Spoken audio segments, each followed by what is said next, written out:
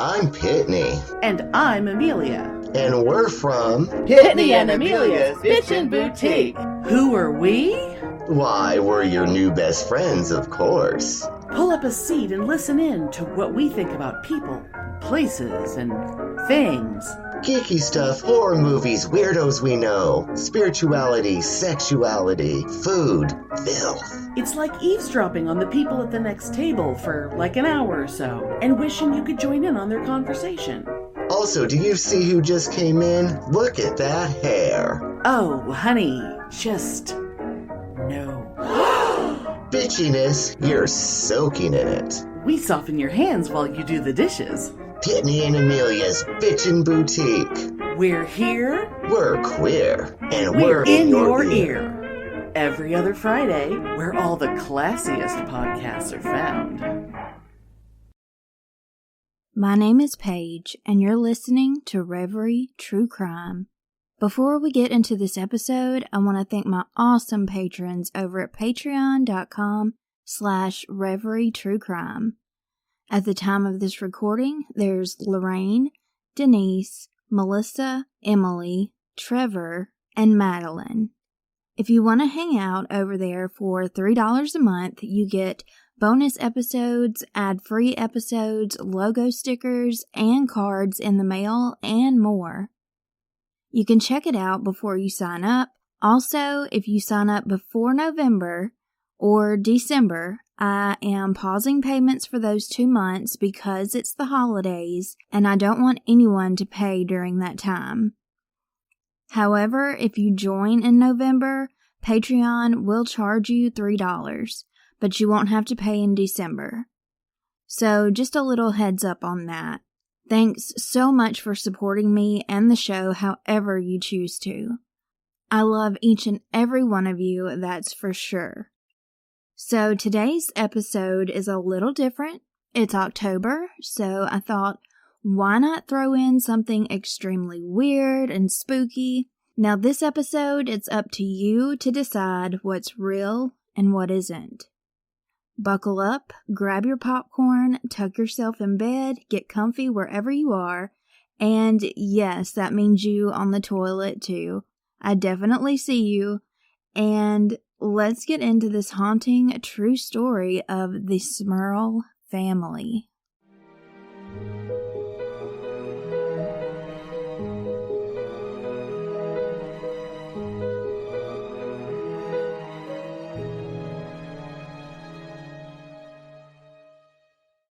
This story begins in 1973. Floods that were connected to Hurricane Agnes forced the Smurl family to leave their home in Wilkes Barre. Jack and Janet Smurl were a married couple with 4 children: Heather, Shannon, Dawn, and Karen. The family moved into a house in the city of Pittston, Pennsylvania, on Chase Street. Jack's mom and dad, John and Mary, were the ones who paid for the house. The house was separated into 2 parts, and the Smurls lived in the left side, and Jack's mom and dad took the right. The house was very old. Jack and Janet wanted it to look more up to date. They started painting and repairing the place to spruce it up. In 1974, they'd been living in the house for a year. Everything had been going so well. Jack got a promotion at his job, the kids were getting great grades. Everyone in the house was content and happy. Well, things started to change. The family started struggling with finances. Jack's mom, Mary, had a heart attack, and slowly, strange, unexplainable things started to happen. A dark stain showed up on the floor.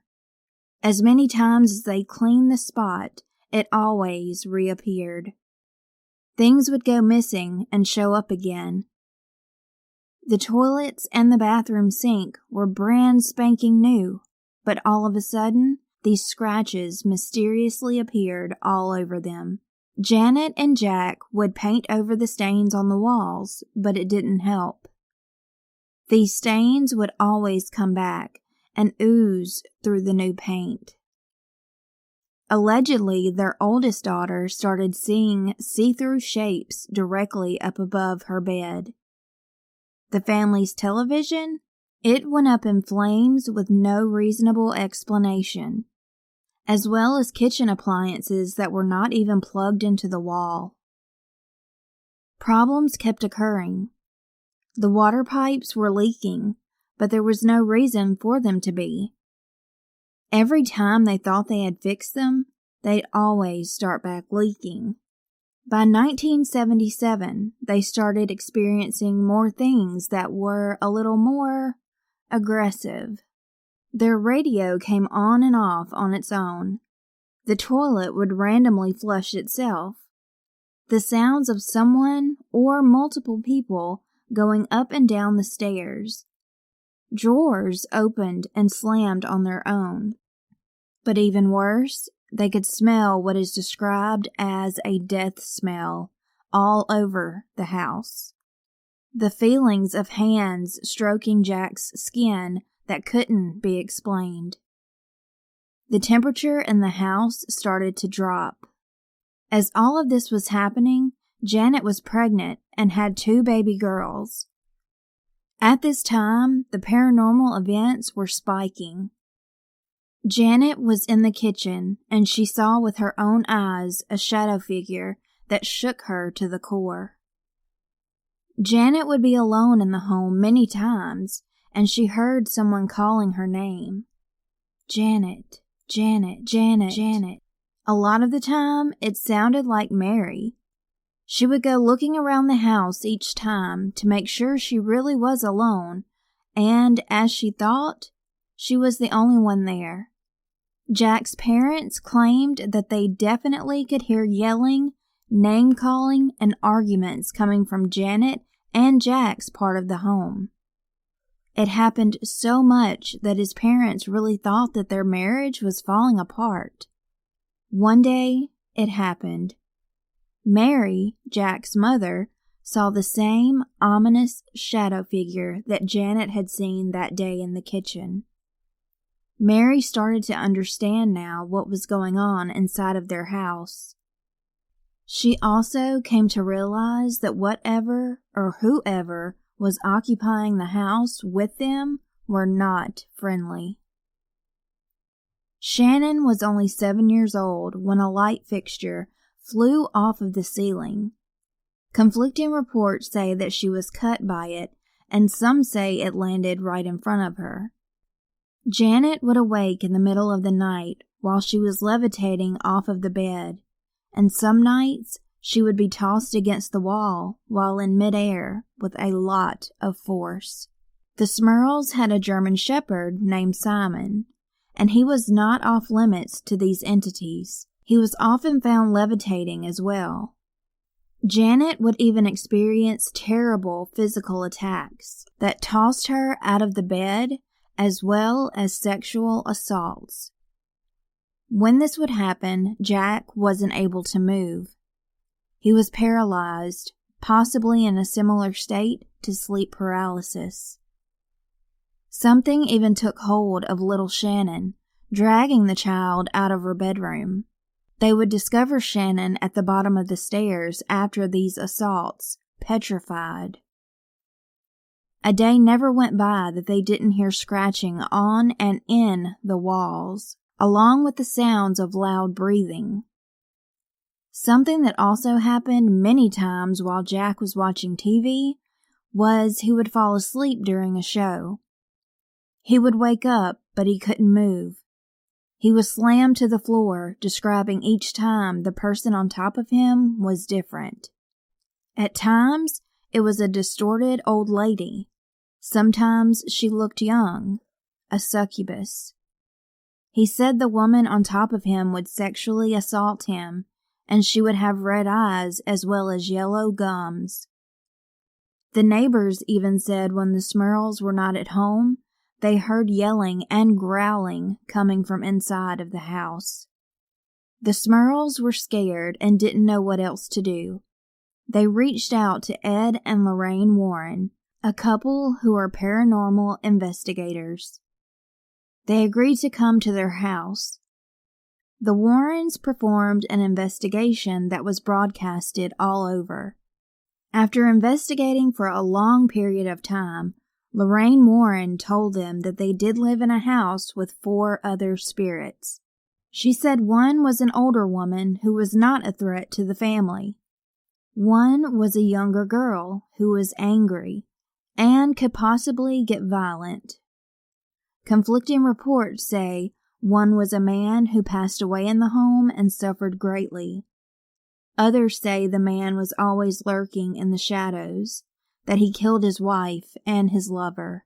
He was hanged by a crowd 100 years prior to the Smurls moving in.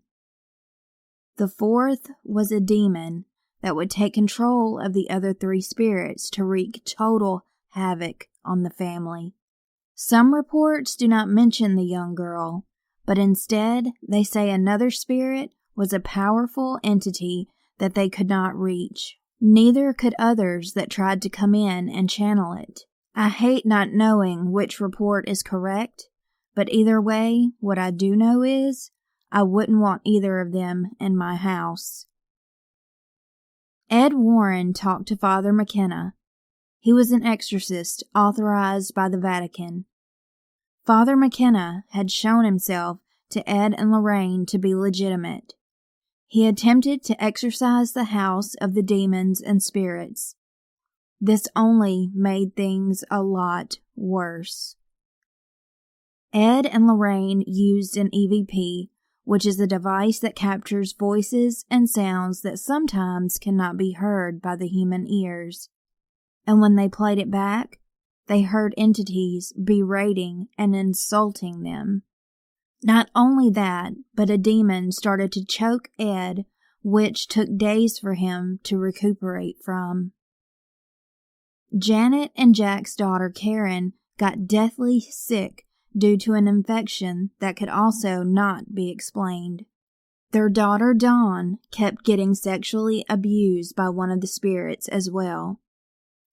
Janet and her mother-in-law Mary started seeing and feeling mysterious bruises, bite marks, and stinging sensations all over themselves. These spirits and demons not only occupied their house, but wherever the family went, they would occasionally follow them. One time they followed them to their jobs, and another time went with them on a camping trip. Father McKenna came back to the home a few months later, and he attempted to do another exorcism. Rumors started circulating that the Smurl family were lying about a lot of the experience they said they had. This resulted in the church denying any more help to the family. Even having witnesses to the phenomena going on in the home, many people thought this was just the Smurl family's plan to sell the house since they were having trouble financially. Janet said that she couldn't live in the house another second because she couldn't handle what was happening to not only herself, but her family. Things had gotten even worse in the house after the second exorcism was performed. Janet desperately reached out to the media outlets. She really hoped that this would open the eyes to the church and that they would consider doing a third exorcism. However, this only caused journalists and neighbors to hound and harass them constantly. Hundreds of people took over Chase Street to just get a glimpse of the house. Janet said she was in no way comfortable about how widely the news had spread and how highly publicized it was, and the evil spirits weren't happy about it either. Lorraine Warren suggested that they get in touch with a medium by the name of Mary Alice Rinkman. The Smurl family contacted Mary Alice, and she said the exact same thing as Ed and Lorraine. Everyone was in favor now to assist the family due to the proof that the medium accumulated. Ed and Lorraine Warren wrangled in a few priests and a slew of parishioners who organized the exorcism and prayed together. At this time, Ed Warren was in touch with Robert Curran, a writer who he wanted to write about the Smurl family and the demonic possession happening in their home. The third exorcism went well. No more terrible things were happening, and the family finally felt so relieved. This only lasted for 3 months, unfortunately. Jack saw a shadow figure, and he grabbed a cross, started praying to God, and hoped that this was just a one-time thing. It wasn't. The demonic spirits had other plans for the family. The phenomena started up again. The final exorcism was organized. For 10 years, the Smurl family had put up such a fight against these harmful spirits, but they couldn't do it any longer. They finally decided to leave the home and the area completely in 1988. As far as we know, the family experienced peace again, never experiencing such things ever again. In 1986, while they were still living in the home, Jack was in contact with a Hollywood production company. He wanted them to buy the rights to his story. In November of 1986, St. Martin's Press made an announcement that they were coming out with a book about the Smurl family's haunting experiences. After the Smurls were long gone from the house in 1991, a made-for-TV movie released. The writers that were given credit for this were Jack, Janet, Ed, and Lorraine. The new resident of the home on Chase Street reported that they didn't experience anything weird or evil in the home. So, do you believe the Smurl family was truly haunted by evil spirits? Or do you think this is a case of people wanting publicity and or trying to sell the house due to financial troubles they were experiencing? Either way, this is an interesting story that I wanted to share with all of you. If you have a paranormal or any kind of creepy experience that you'd like to share for an episode coming up that I'm calling Spooktober Stories, feel free to email me your story at reverytruecrime@gmail.com. Anything scary you'd like to share, feel free to send your stories on over. You can hang out with me on social media on Twitter, which is Reverie Crime Pod, Instagram at Reverie True Crime, Facebook.com/Reverie True Crime. For case suggestions, you can email me at reverytruecrime@gmail.com. Until next time, stay safe, stay healthy, stay home as much as possible, and take all precautions due to these crazy times that we're living in right now.